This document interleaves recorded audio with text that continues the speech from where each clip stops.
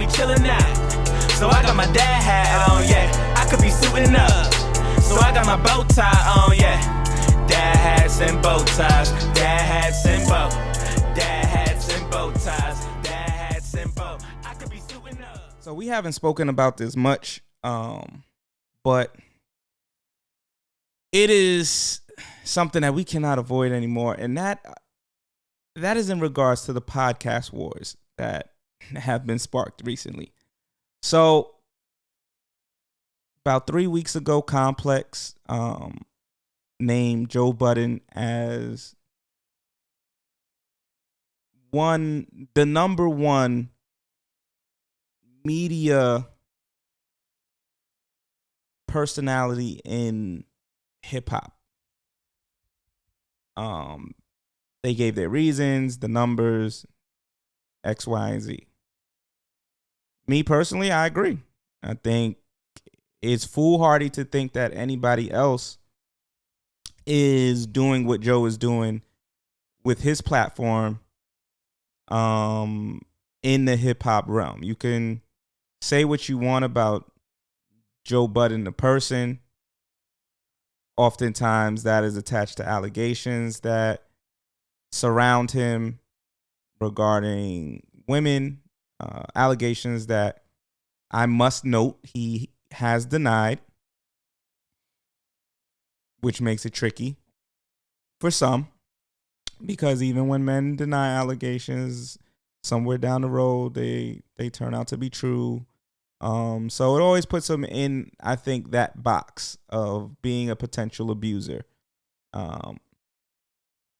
which I think makes many wary about anything Joe Budden.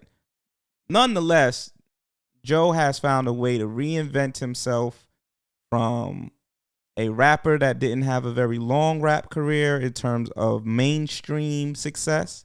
He's been rapping for a long period of time afterwards, and I think he did maintain the respect of many of his peers regarding his ability to write and his ability to rap.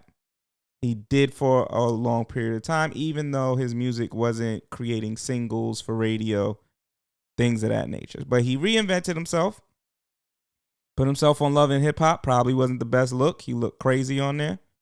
I think it added to the narrative that he is an explosive and potentially abusive individual. And then he reinvented himself again into a podcaster. And before that, you had the Complex stint that failed, which makes this even more interesting and I think more valid because him and Complex did not have an amicable separation. But he had that stint, and then his podcast took center stage.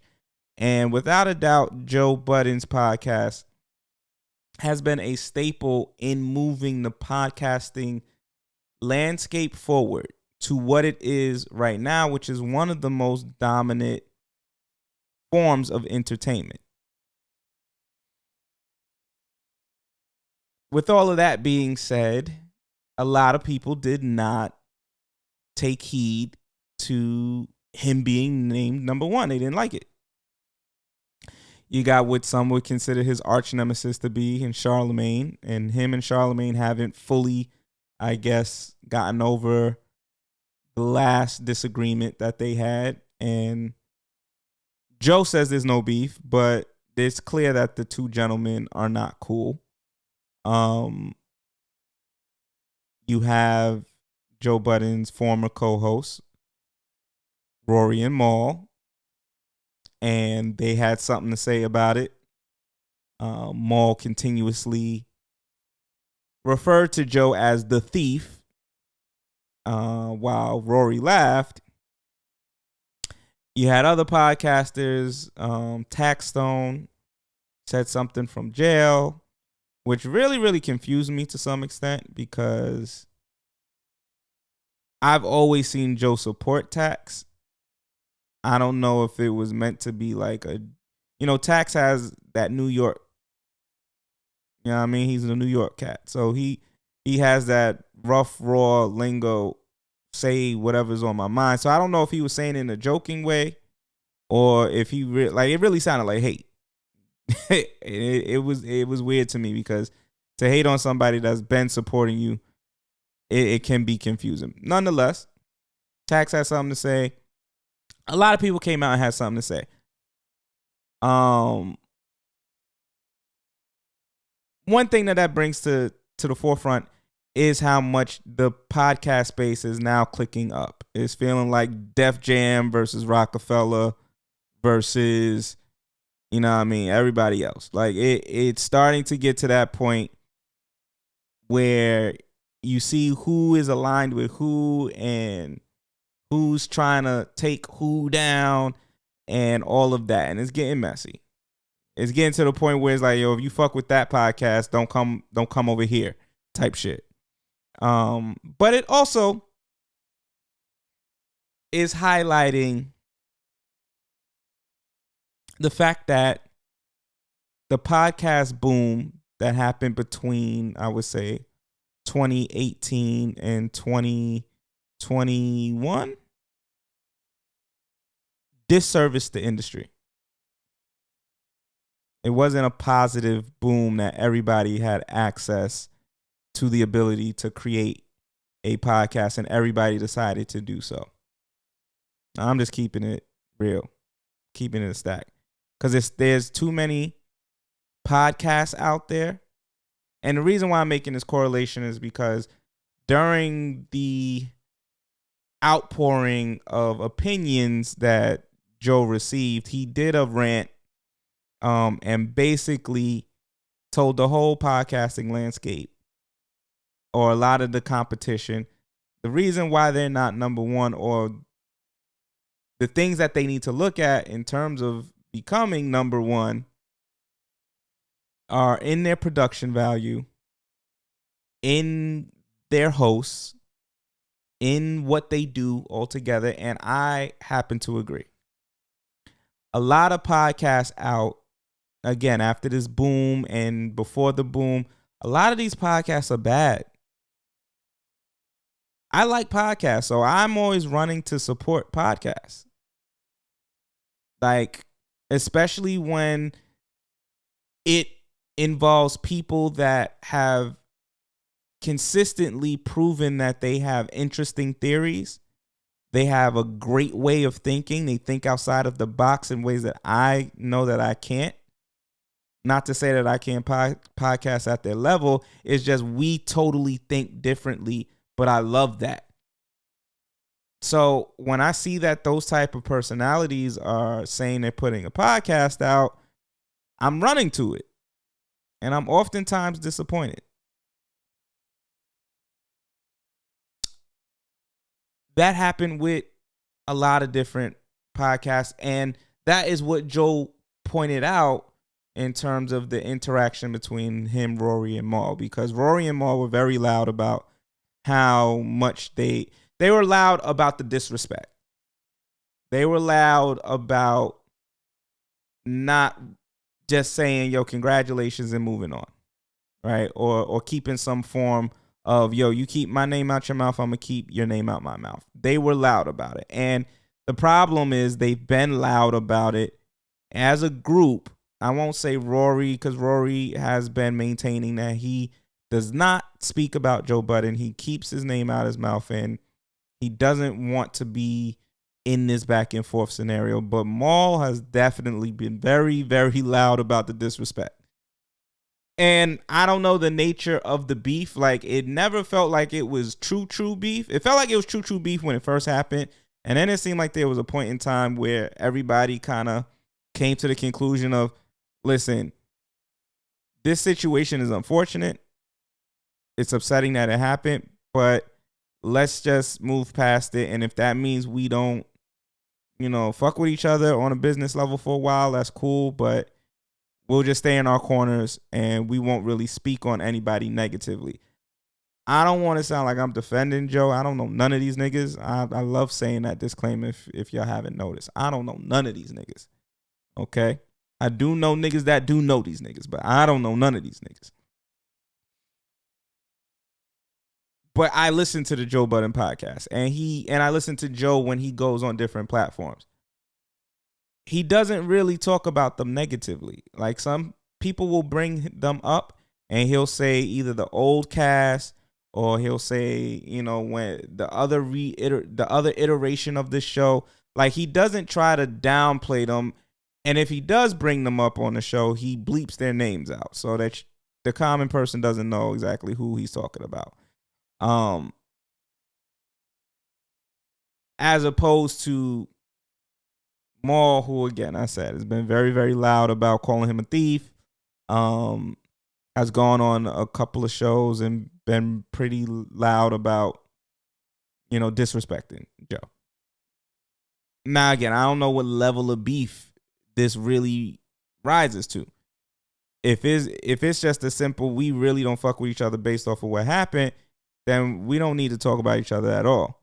But if it's up, then I'm not mad at Maul throwing his shots. If it's really up, like if it's on some like, yo, we really got beef now, for whatever reason, because I'm not in them rooms, I don't know what conversations are being had, but if it's really up, then I guess, you know, I'm not mad at Maul feeling like if niggas bring this nigga's name up, I'm going to let y'all know who he really is. I understand that. I don't necessarily think it's the best move. I honestly think as men in their 30s and 40s, they all should at some point just sit the fuck down and hash out whatever lingering feelings are left. They need to just have a real conversation about it, because clearly there are things that everybody is still holding on to. So they need to figure that part out as men that are in their 40s and 30s. That's my personal opinion on it. But outside of that, I ain't mad if it's up and he feels that way. But I do feel like Joe has the right to defend himself. And that's where these pod wars have been for the last 2 weeks, is both parties throwing shots. But I feel like Joe has the right to defend himself if he's feeling like, yo, every week I've been letting it go that so-and-so has been saying stuff, keeping my name in their mouth, and I just let it go. And you sitting next to him and you laughing along. So I'm thinking that you with the shits too. And now I'm going to let my clip go. Y'all can't get mad when I let the clip go. Y'all can't. Like, that's the reality to me. You can't be mad. He let the clip go when y'all been shooting at him for quite some time. But like I said, he gave out pointers, and obviously in a sarcastic way. But he ain't wrong. Besides Rory and Maul, right? Their fan base has echoed a lot of what Joe said, which is why I think he said it in the first place about that podcast. I used to listen to I listened when they first came out to hear, you know, maybe what the new version of that would be. And I tried a couple episodes, wasn't for me. And a lot of what has been written about that particular podcast is the content can be dry at times. They're not living up to what they said that they would put on the Patreon. One of the strong suits of Rory and Maul, where they have amazing skits. Together, they come up with some funny ass shit as skits. And they've stopped doing that. One of the strongest things that was promoting that podcast and making people run to it and saying like, yo, they'll be fine on their own. They haven't done on a consistent basis. And they said that they would. They also don't apparently upload to Patreon often enough. And they don't have a schedule. And so that is making people feel like, yo, they're lazy with the content. AKA Joe calling them the bare minimum boys. But also it puts into question, do they even want to be podcasters? And that has always been the question for me. Like, they were podcasting because Joe was podcasting. That's how they started. It wasn't like Rory was doing a podcast, Maul was doing a podcast, and then they all just decided to come together. It was an ask of Joe, and it blew up. It turned into something I don't think any of them imagined it could be, and that they would be the faces of and at the forefront of. And then when it did, they had the unfortunate falling out, and Rory and Mal had a decision, I think. They could have gone in different ways, or they could have continued to podcast, and they decided to continue to podcast, which would make you believe that that was their passion. But it has been said on old episodes of the Joe Budden pod that I think Rory had mentioned like he never really had the desire to podcast outside of that podcast. And Mal is just too cool for school to come in to a place every week and talk about like what's going on. I feel like in Mal's version of content, he thinks that that's corny, talking about all these different people and if they did something corny or da. Like that has always been Mal's approach, is certain things is corny and he don't want to talk about it. He'll make a quick little comment like, yo, that's crazy, but certain things are corny, so he won't mention it. And all in all, again, it just puts into question, was podcasting really something that they were invested in? And the consensus right now seems to be, in some instances, no. That doesn't seem that way. It doesn't seem like podcasting is working out to the fullest, and not based off of the brand, but based off of the effort put into the brand. You have that. And then you have the landscape in general. I personally feel like there's a lot of bad podcasts out here. There's a lot of people that just pick up mics and just say things, and because their favorite podcaster got on by being salacious, they are running to get hot takes. I feel like a lot of people are arrogant and think that they articulate themselves way better than they actually do. I think that there are podcasters out there that don't have chemistry with their co-hosts, and they don't realize how much chemistry drives a show. Like anybody can literally buy a mic, get in front of it, and start talking. So that in itself devalued the field, that everybody wanted to do it. It was like when the rap game opened up and everybody realized that they could go to somebody's studio, and studio equipment became a little bit more feasible for people to get. So you had people building studios in their closets. You had people going to the studio for $30 an hour. Like it became very accessible. And so everybody who felt like they were a rapper was running around calling themselves a rapper. And then you had the rise of the promoter and the showcase. So everybody who was a rapper felt like, yo, I got a show tonight. Come through to the show. They felt like they were living that lifestyle. You had everybody calling themselves a rapper or singer or artist. Same thing happened to podcasting. Floodgates opened up once everybody looked at it and said, yo, this looks like fun. I think I could do it. And I have access to it. Those three things made that boom go crazy.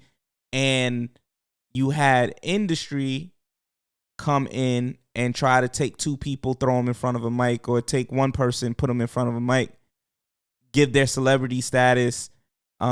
See Kim Kardashian and da sit together and talk about life. Like they tried to do a lot of those, and it oversaturated the market with a bunch of foolishness. And some podcasts still are sticking around through the foolishness, even though their heart isn't in the content, even though their heart isn't in the actual business of podcasting. Let me tell you something right now. I hope our listeners know how much I appreciate them, because today was a struggle to come in and record. Not going to hold you. Like, I came in, was ready to record, set everything up, and realized a memory card was missing. So now I got to go buy a memory card, but there's no stores where this office is. So I got to go walk to the store that's like 20 minutes away, get the memory card, and then walk back, get it together. You know what I mean? But I love this shit. Podcasting is fun to me. Podcasting with Distinguished is amazing to me. A lot of people, we influenced a lot of people to become podcasters through our chemistry. I don't even think it was the content. It was the chemistry. The way we present on camera, a lot of people really find that entertaining and fun. And a lot of people have told us they wanted to emulate it. We done birthed at least 3 niggas podcasts, and I'm really lowballing it. I'm just keeping it sweet. But I'm being a little arrogant right now. But I'm saying it because I love it, right? This is not just something, we didn't jump on the trend. We started this trend. Or we're one of the people to start. I'll say it that way. We didn't start podcasting. I'm not saying that at all. But we were here way before anybody else was talking about, I want to start a podcast. We were here when we said, yo, we got a podcast, and niggas would say to us, what the fuck is that? That's when we were here. That's when Dad Hats and Bow Ties was in operation. Totally different time. We were here when it was cool to go on live while doing your show. Wouldn't dare do that shit now.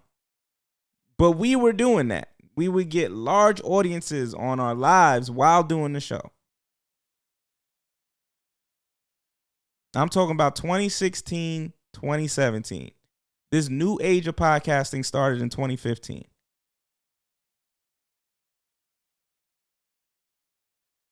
So when Joe Budden is putting out information that confirms how I've been feeling for a long period of time about the podcasting landscape, I ain't mad at him. These pod wars are real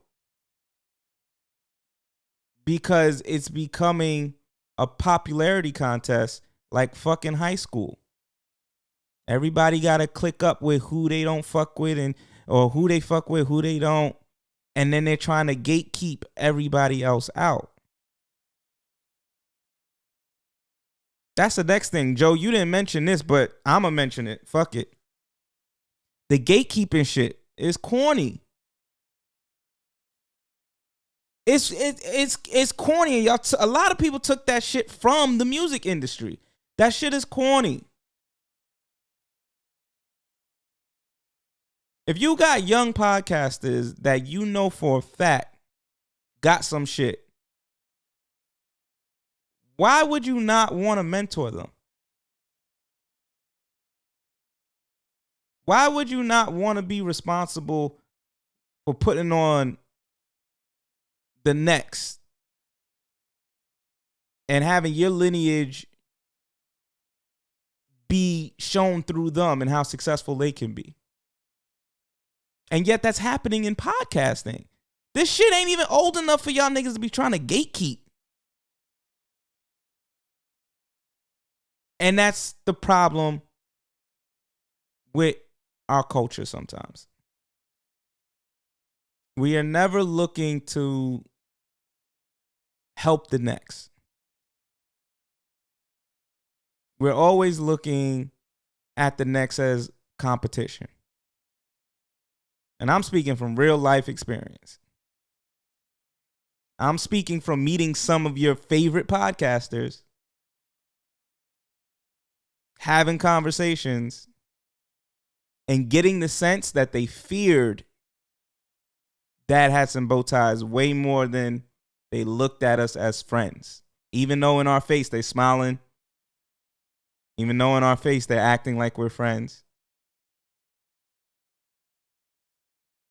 even though they're looking for us to support them, and we did. Some of your favorite podcasters